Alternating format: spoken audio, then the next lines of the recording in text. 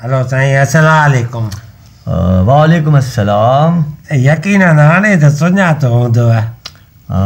बिल्कुलु साईं, हाणे हीअ आवाज़ु पंहिंजे ईअं सम्झो पुराणे रिश्तेदार जो बि निकिरी पियो आहे ऐं हाणे तव्हांजी शादी बि अटेंड करे आया आहियूं। यकीनन छो न सुञाणींदुसि इहो आवाज़ु। महिरबानी आहे, थैंक यू। माज़रत सां तव्हांखे टाइम बि न ॾेई सघियुमि। ख़ैर सां 7 भाती आया हो शादीअ में, मुंहिंजी दिलि ॾाढी ख़ुशि थी वई। न भाउ, अहिड़ी ॻाल्हि ई कोन्हे। माज़रत जी कहिड़ी ॻाल्हि आहे हिन में। शादी जो माहौल हूंदो आहे उते, त जंहिं घर में शादी हूंदी आहे माण्हू बिज़ी हूंदा आहिनि, त उन ते मयार थोरी थी ठहे। हिकिड़ो ॿियो अर्ज़ु हुयो तव्हांखे, नंढड़ो तव्हां सां करिणो हुयो। न अर्ज़ु कयो, हुकुम कयो, हुकुम कयो। ॾिसो पिया, शादीअ जो माहौल हुयो, पोइ थकावट बि घणी हुई, पोइ ख़ैर तां शादी गुज़री वई। हाणे वरी घरवारी सां ईअं वेठो हुअमि त वरी शादीअ में माण्हू लिफ़ाफ़ा बि ॾियनि पिया। हाणे उहो लिफ़ाफ़ा खोलियूं पिया त तव्हांजे लिफ़ाफ़े ते नज़र पई।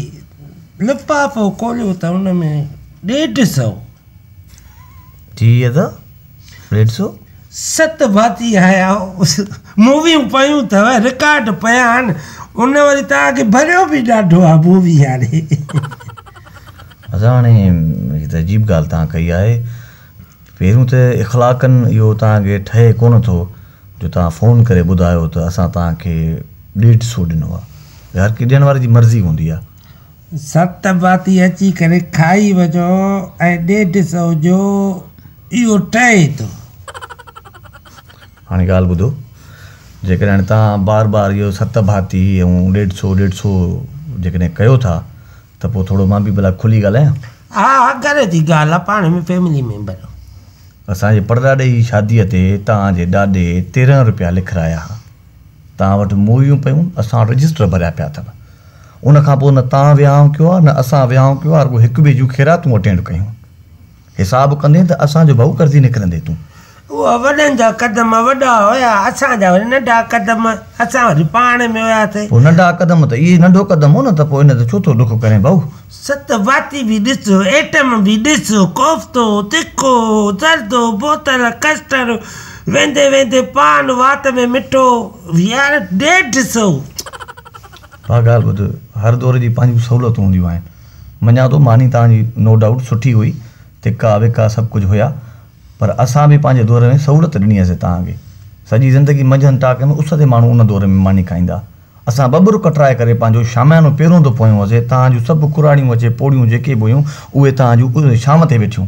अॼु बि मासी गुलां तव्हांजी शायदि अथई, वठी अचेसि, मां मुंहिंजे मुंहं ते करायसि, मुंहं ते कराए वठी अचेसि। हाणे बि जीअरी आहे।